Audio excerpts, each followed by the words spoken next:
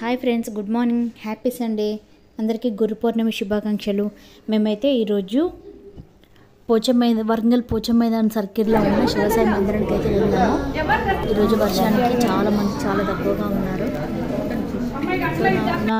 నా ఛానల్ని ఇప్పటిదాకా సబ్స్క్రైబ్ చేసుకొని వాళ్ళు ఉంటే సబ్స్క్రైబ్ చేసుకోండి, లైక్ చేయండి, షేర్ చేయండి, ఫాలో చేయండి. ఈరోజు అయితే సాయిబాబాని చాలా బాగా టెంపుల్ని చాలా బాగా అలంకరించారు. శాకంబరి అమ్మవారికి శాకంబరి అలంకారము.